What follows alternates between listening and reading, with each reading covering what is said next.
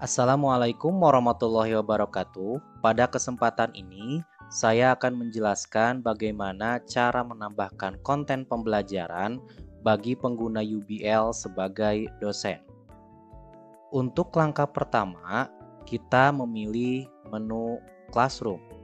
Kemudian setelah itu kita memilih submenu Course. Setelah itu, kita tinggal memilih salah satu materi atau mata kuliah yang akan kita ampu dan yang akan kita isikan konten pembelajarannya. Misalkan saya memilih salah satu. Setelah masuk ke tampilan ini, maka selanjutnya kita tinggal memilih chapter berapa atau pertemuan berapa yang akan kita isikan konten pembelajarannya.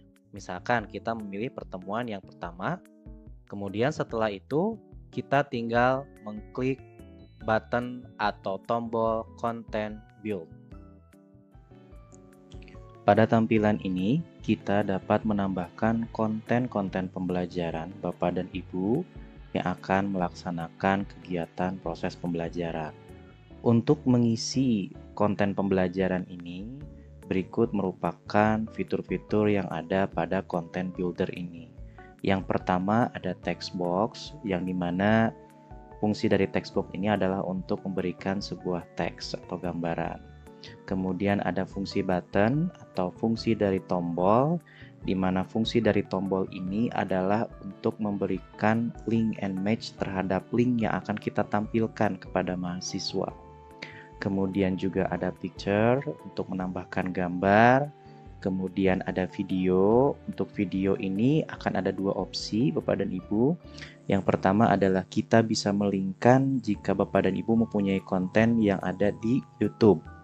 Atau kita pun juga bisa mengupload langsung file MP4 yang kita miliki.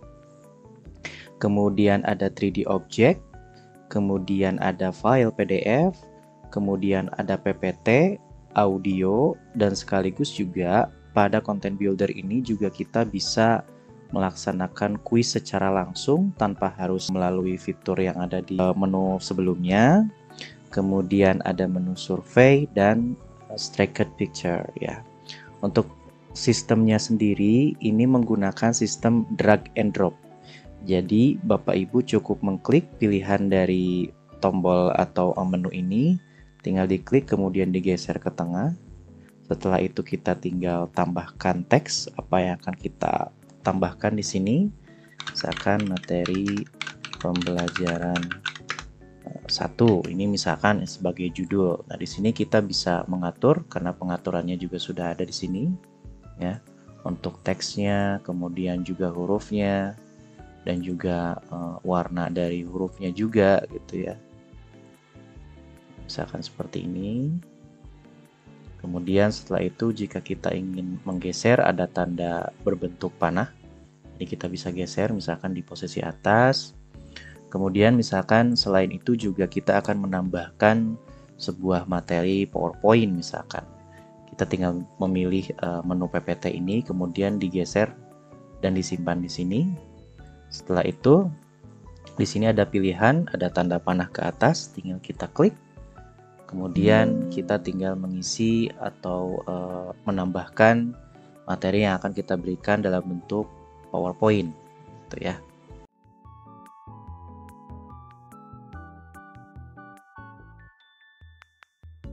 Seperti ini tinggal kita atur posisi dari file ini akan disimpan di sebelah mana ya.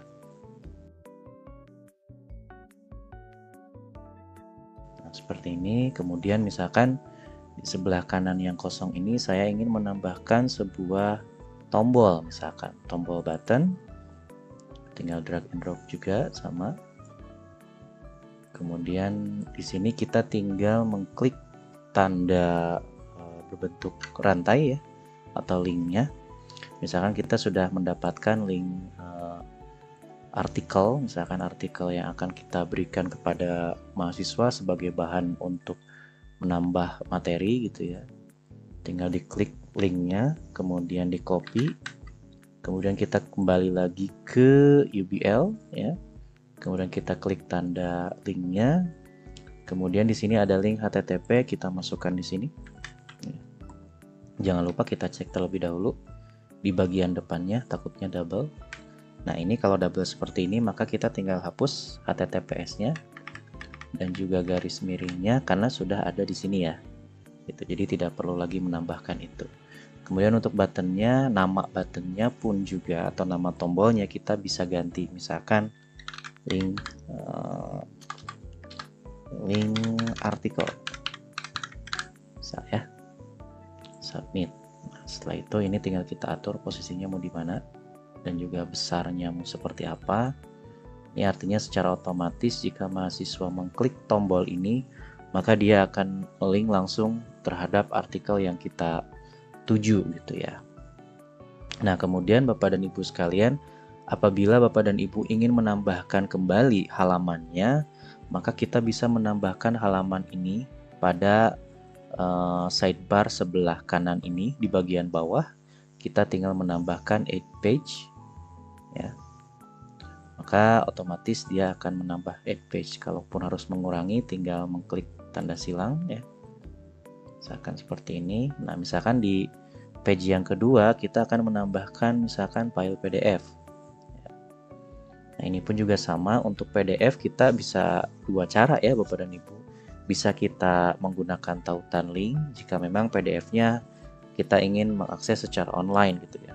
Kemudian ada juga via upload gitu ya, seperti tadi yang saya lakukan. Misalkan di sini saya akan contohkan kalau misalkan by upload gitu ya.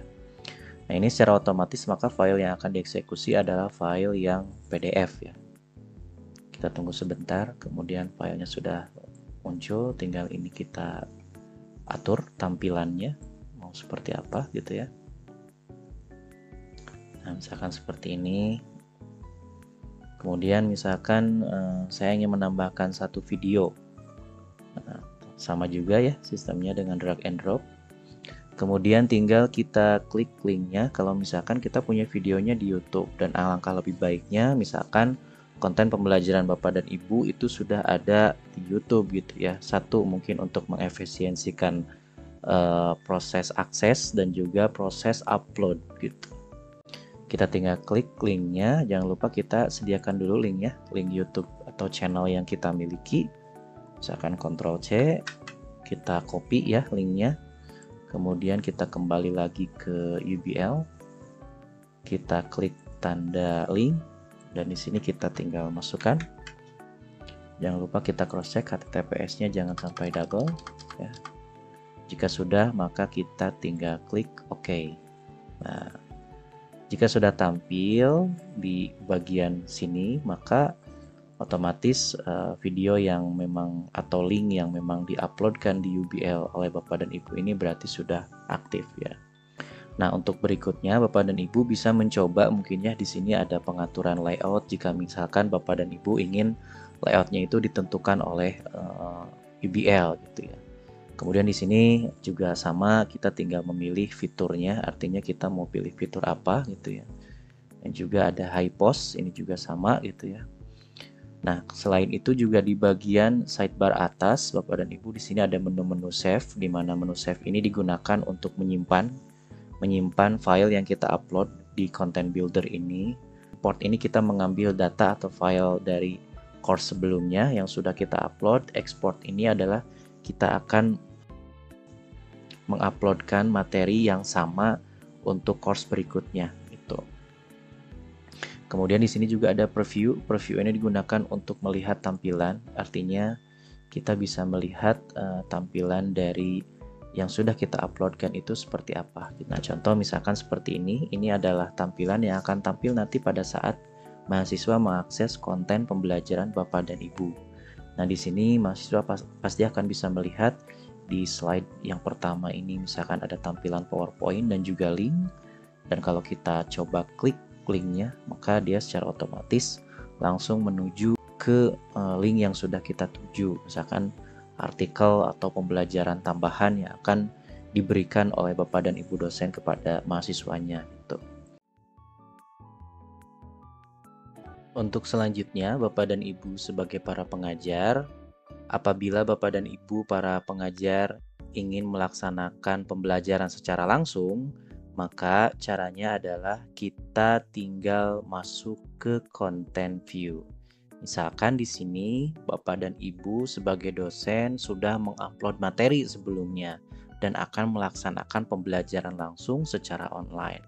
Caranya adalah kita bisa masuk ke konten view yang tadi. Nah, setelah kita masuk ke konten view, tombol konten view yang tadi, maka kita akan masuk ke tampilan sebagai berikut ini ya, Bapak dan Ibu sekalian. Nah, di sini ada beberapa menu-menu yang akan saya jelaskan, di mana yang pertama pada sidebar bagian kiri ini kita ada open navigation ya. Jadi ada navigasi atau tombol berbentuk kotak-kotak ini. Di sini kita kalau klik maka kita bisa memilih pertemuan, baik itu semua pertemuan ataupun juga kita misalkan bisa loncat dari pertemuan 1 ke pertemuan 3 gitu ya. Nah, kemudian selain itu pun juga di sini ada menu chat. Nah, menu chat ini kita gunakan untuk diskusi langsung apabila mahasiswa melaksanakan proses pembelajaran online juga gitu ya. Artinya dalam waktu yang bersamaan antara Bapak dan Ibu dosen dan juga para peserta didiknya ini melaksanakan melaksanakan pembelajaran secara online secara bersama. Nah, maka diskusinya kita difasilitasi yaitu dengan menu chat ini ya. Artinya kita bisa melakukan pertanyaan ataupun juga memberikan pertanyaan kepada mahasiswa dan juga mahasiswa bisa menjawab gitu ya. Dan untuk selanjutnya akan timbullah saling diskusi untuk kegiatan pembelajaran ini. Nah, untuk selanjutnya kita juga menyediakan di sini adalah video call ya untuk tatap muka secara online-nya. Untuk proses pembelajaran tatap muka langsung. Nah, kemudian yang terakhir ini ada menu classboard, di mana menu classboard ini digunakan untuk memberikan mungkin penegasan kepada peserta didik kita apabila kita ingin memberikan sebuah simulasi gitu ya, simulasi atau stimulus untuk menerangkan agar bisa lebih paham lagi kepada para peserta didiknya gitu. Nah, Bapak dan Ibu sekalian, apabila ingin menggunakan video call, di sini tinggal mengklik saja. Misalkan saya contohkan yaitu video call yang sudah kita sediakan di UBL ini gitu ya. Nah, setelah itu maka akan masuk ke tampilan seperti ini. Tinggal kita mengklik join meet ya. Maka secara otomatis peserta didik yang tergabung secara online pada pertemuan course ini, artinya mengakses semua course ini akan terdaftar pada video call yang kita laksanakan. Nah, untuk fitur-fiturnya di sini juga sama seperti video call pada umumnya ya, atau tatap muka pembelajaran pada umumnya. Ada mikrofon, kemudian tampilan video gitu ya, ada slideshow gitu ya, dan lain-lain. Ini mungkin bisa dilihat dan juga dicoba oleh Bapak dan Ibu dosen agar bisa lebih mengenal kembali terhadap fitur-fitur UBL ini. Jika dirasa sudah selesai, misalkan proses tatap mukanya, maka tinggal mengklik ada hang up, yaitu icon berbentuk telepon ya. Nah, untuk selanjutnya, untuk melihat proses upload atau yang materi yang sudah kita upload sebelumnya, maka di sini ada tampilan page yang sudah kita buat. Misalkan kita buat 2 page, maka di sini akan ada tampil 2 page gitu ya. Di mana page pertama adalah tadi yang sudah kita upload gitu ya. Kemudian page yang kedua juga sama tadi yang sudah kita upload. Dan inilah yang akan tampil nanti pada saat mahasiswa mengakses konten pembelajaran baik secara langsung gitu ya, secara online langsung ataupun juga tidak secara langsung gitu ya. Nah, seperti itu mungkin Bapak dan Ibu sekalian. Demikianlah penjelasan tentang bagaimana cara dosen melaksanakan konten pembelajaran atau menambahkan konten pembelajaran pada pengguna UBL sebagai dosen ini. Terima kasih. Wassalamualaikum warahmatullahi wabarakatuh.